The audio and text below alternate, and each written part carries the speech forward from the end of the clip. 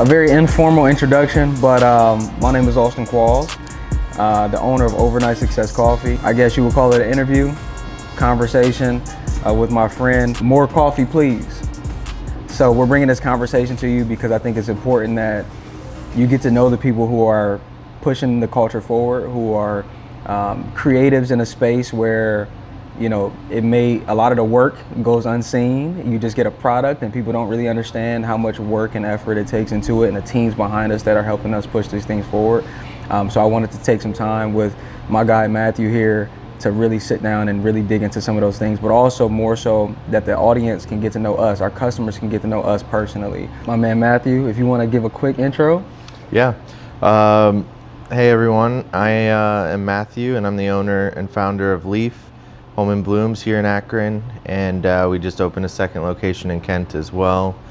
But I've been fortunate enough I still feel new, although this is our 10-year mark this year, 2026, so very fortunate for that, but still feels new. Yeah, that's crazy. 10 years.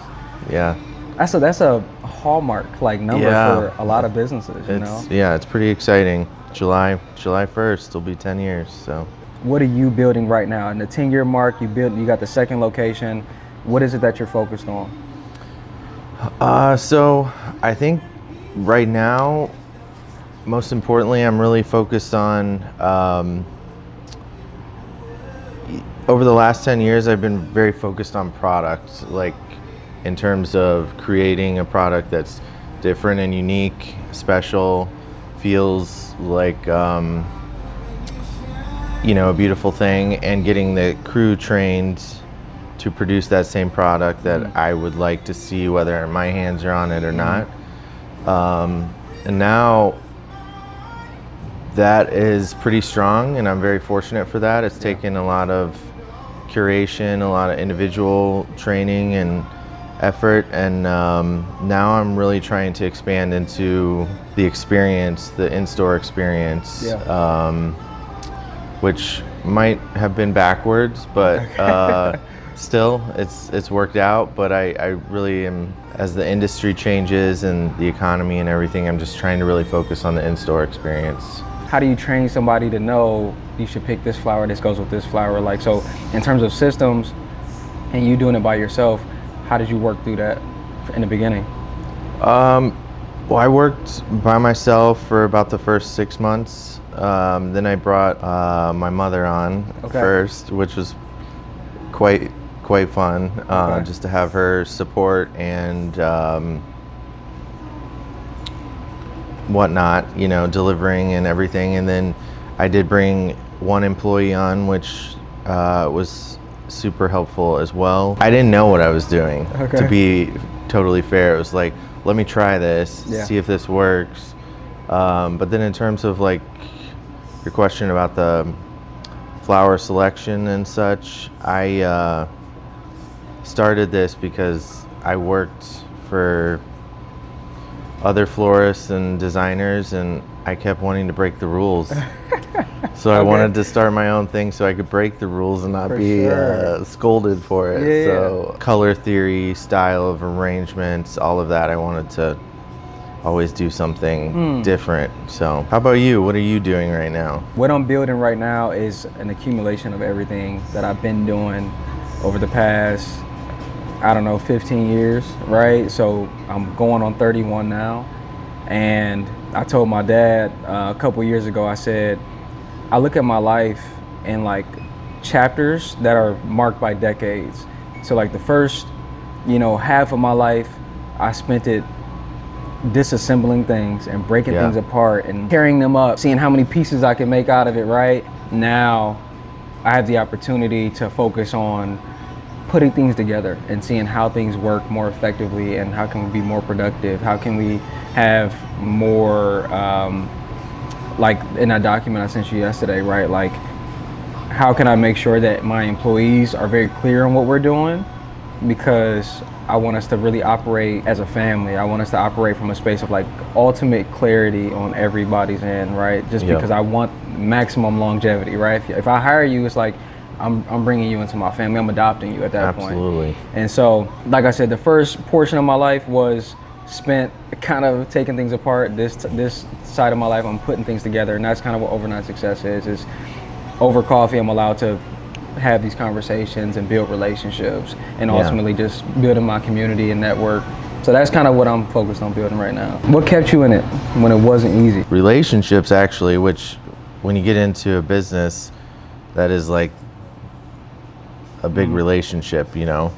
And I asked this person, you know, what keeps you going there, and how do you know it's right? And they told me that you have to be willing to continually invest, even when it's challenging. And I found that really powerful, and chose to kind of implement that in all aspects of my life. So I think what has most certainly kept me in is I got into floral and interior design, plant design, growing, all of this for, you know, the enjoyment that it brings me. But then I found that others don't really have the confidence to try this necessarily themselves, and to bring someone in to help brings them so much joy. So I feed off of that joy that it brings other people.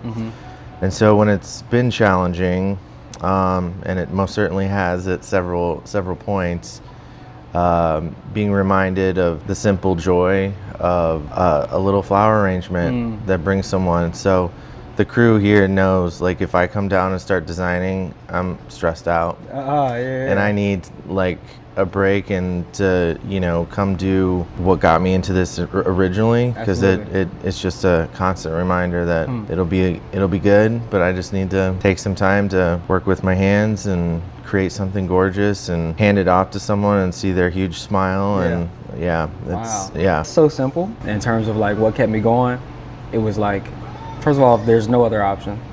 You know, there's that. You know what I mean? Like my mom would be like, well, you do have a choice. No, I don't have a choice. You know what I mean? It's literally this or nothing. You know? So Nipsey was more of a cultural space. Kobe was more the competitive space. And then David Goggins was more of that internal, intrinsic driver, where it was like, it doesn't matter, and nothing matters outside of me doing this thing that I'm doing. Right? So no matter what's happening, war, conflict, I got to get it done. It's raining outside, I got to get it done. So that was kind of the one side of it. And to your point of just like the simplicity of it, that's kind of what this turned into, because I had to give myself an opportunity to experience like the softness of life, because that's a very hard lifestyle. And so coffee was that for me. It was like, I just want to make a cup of coffee and just see somebody smile. You know what I mean? Connect with someone. Connect with somebody. You know what I mean? Just like laugh. And so that's kind of, I don't know if that's what kept me in it, but these have been like through lines. You know, into today. So what did you see in me, or the idea? What made you feel like I'm gonna take this on, right? I contacted Oshar. He talked to you about doing a launch party for this coffee company. What was that? Was it a money thing at first? It was like, oh, we gonna get a quick buck for do this launch party, or like, what really inspired? I think initially what inspired me was getting the potential for once someone comes in here, they want to come back. So that was very enticing to get potentially, you know, a good group of people in here. Once I met you that day, I realized that I was like, I need to get back in this fully. I am ready. And I didn't know what that looked like. I didn't even at that moment necessarily think we're going to work together necessarily, but I wanted to talk to you more and more and figure things out, and felt rejuvenated by your energy, your enthusiasm, and just really knew that my staleness, I guess, which is kind of unfortunate to say, just, you know, for the short period, was re-inspired by your influence, and I knew I wanted to figure something out. I enjoyed your personality and your work ethic right from the start, and I don't often find folks that are on my level in terms of what I am willing to do for the business, or what, you know, the hours I'm willing to put in, or whatever the case is. And somehow, just from a few hours with you, I was like, he's got it. Yeah. You know, like he will do it. I appreciate that a lot. I really do, because it's never. I don't think I set out to be like, I'm gonna go inspire the world today. Yeah. You know what I mean? But I definitely think I'm gonna show up as my best self. And I couldn't tell, right, that you were in that space. Yeah. But I think we all go through that for sure. And I think, and I told you this, I found my people. You know what I mean? Like a group of people who come in and it's like rain, sleet, or snow, you know, either we're gonna get it done or we're gonna find a way to kind of get creative with this thing. Yeah. And so that also reflected, right? It was like, this is dope. They took a bet on me. What keeps me going, I think that's another thing, is that when people believe in me, you know, when people take a bet on me, like, nah, I'm not playing with that at all, you know? Right. And so that, for me, it makes me go even harder. It's like, oh, nah, we gotta win. Yeah. You know what I'm saying? This is the winning team. We gotta win, you know? I really do appreciate that, but also I hope that you know that is the same thing I feel, right? When I'm coming into this space and it's like these people are welcoming me in, and also like I think I'm pretty transparent and I tell people like who I am, you know, completely, like, yo, this is who I am, and then you still are like, yeah, but I still believe in you, and I still want to, like, for me, it's like, yeah, let's go. Yep. You know what I mean? So when did this stop just being about business for you? Pretty quick. Initially, I wanted to do something that I enjoyed, that I could make a living with, you know, like anyone. Yeah. After a few months in, I'd say, it was pretty quick, honestly. When I got my first employee, and then when I started having regulars, the feeling of being responsible for a team, for other people's livelihood, and then creating regulars that were coming, the shift really turned into connection with community and the team that of us here at Leaf, and realizing it's about taking care of each other, both the people around that aren't on payroll and the people that are on payroll. It's a little bit stressful at times to think about because there are people that depend on you, but it's also quite empowering because it makes you want to never mess up. Absolutely. You know? It's an honor. And I think for me, I don't know if it's ever been about business. It took my pops a long time to get to where he is today with his company. And the fact that we still have a lack of ownership, and I just want more for my family, you know? Yeah. So I've always been super, super passionate about, like, yeah, I gotta make money, but I'm trying to build something right now, whatever that looks like. Yeah. Which was to my detriment as well, right? Because I get super passionate about it and I start to like focus on certain aspects, which is not a negative, but I start focusing on certain aspects less than I should, or more than I should other aspects, right? So right now, it is about business for me. Yeah. Right? It is like, okay, finances and all the back end stuff that you really got to focus on. Yep. But my heart has always been like people. I can relate to that. You know what I mean? Like, I gotta, you know, I was a wrestler. I ran track. I'm a boxer. These are very individual sports in terms of like the actual thing that you're doing. Yeah. But ultimately, it's your team. You know what I mean? So when you at practice, you got to push your team. You got to whoop on your team so they can get better and go out there, because they on their own when they go out there. So that's, for me, that's the ultimate test. It's like me and you working together, and then I send you out there on your own. How you gonna do? Right. You know, for me, that's like, and that's how I look at a lot of things. It's like when I'm preparing my team, when I'm preparing my family, when I'm preparing my kids, it's like, can you handle that when you on your dolo, when you by yourself? You know, what does that look like? Yeah. So it's unfinished business for me, if that makes sense. All through life, I've definitely at times battled, you know, others' opinions of me. And so I take things pretty personally, and have historically. And so there were a few moments in time where we may have made errors in, you know, an arrangement or something, or you know, things were challenging to navigate because of, you know, maybe I didn't train the team fully or properly, and, you know, balls were dropped and not everything went as smoothly as it could. And then my biggest fear my biggest fear really was, what are others going to think of me? And it should have been, let me rein things in, refocus, retrain, get back on the horse and be stronger for it.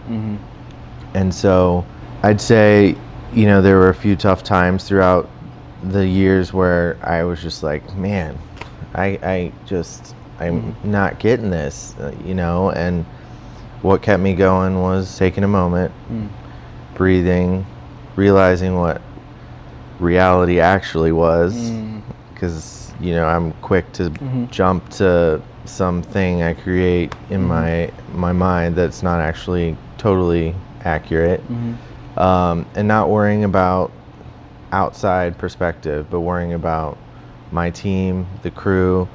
These four walls are a barrier from everything else chaotic out in the world, and just again remembering that I want to do this and bring joy to people. So probably one of the biggest things that I've seen in myself evolve over the last 10 years is my reaction to things. I am much calmer, much slower to react. Tell me about that same thing for you. What were moments where you just wanted to throw in the towel? I think most of the moments that I've experienced in which I was like, I don't know, they actually had nothing to do with the business itself. It was family stuff, or it was personal stuff that was just like, man, I gotta go be fully responsible for this house and this house, and then when I go back to this house, it's full chaos. And then because I think the Kobe said, like, if I'm gonna give 100% on the court with these men and these people that really don't mean much to me, you better be sure of yourself that I'm gonna give 100% at the crib with these people who literally rely on me, and I created this thing, this family with them. You know what I'm saying? So I can't give anything less than what I'm giving on the court. And so I took that mentality very serious, where it's like, even though I wasn't perfect at it, kind of like you said, right? I definitely had my moments, but I gave 100% all the time, and I've built my endurance up to be able to do that. But the family thing weighs the heaviest on me. Still feel a level of responsibility for that family that I created, including her, where it's like, I still got to make something happen, and I still got to take care of my people. So when things got shaky on that front, that's when I start questioning myself in business.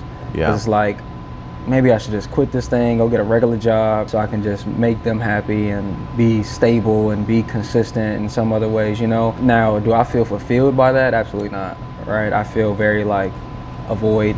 I feel empty, even though I love my kiddos and I love taking care of my family. So most of the moments that I felt that daunting heaviness, I wake up in the morning, I'm in the shower and I'm like, man, am I doing the right thing?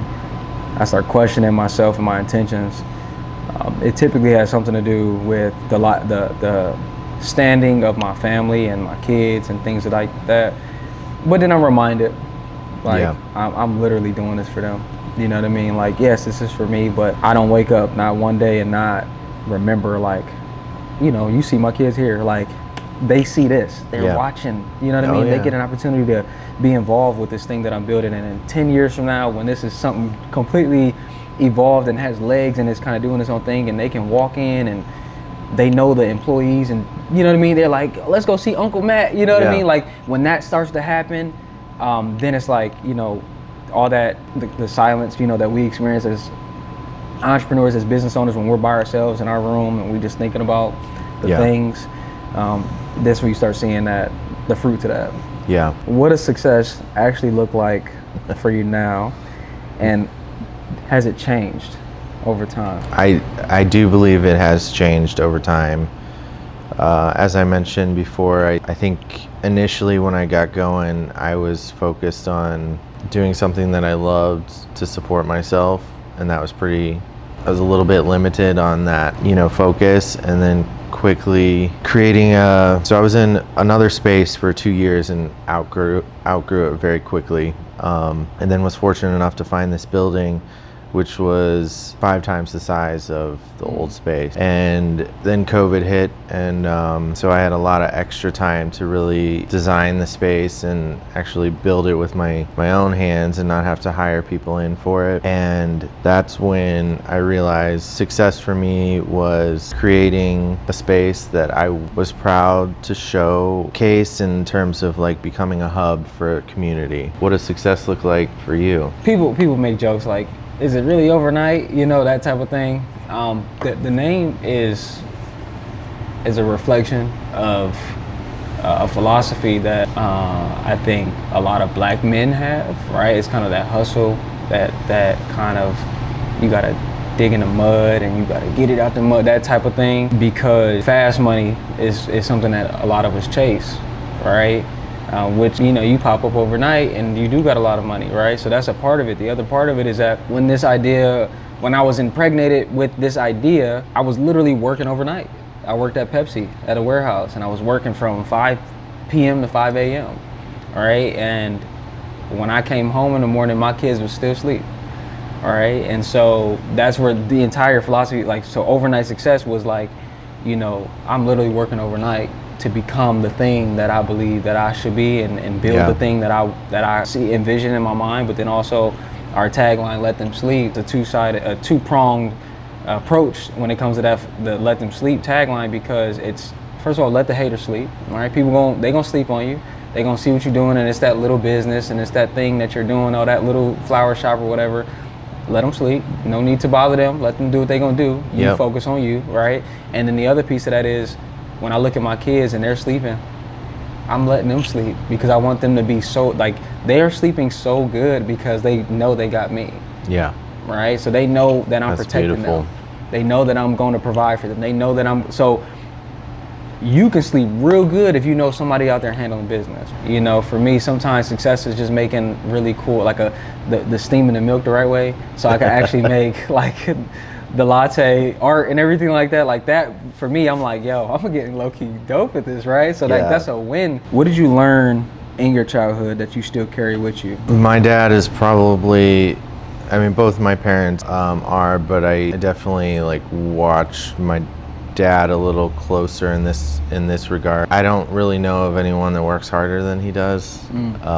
Watching that, there wasn't any question for me how I had to work, and I didn't really understand it at the time, but even in school and college, after, everyone always, you know, gave me applause for how hard I worked, and I didn't really see it. You know, like it was just like how you function in my mind, like that's just how it has to happen. And how about you? I didn't have any rules.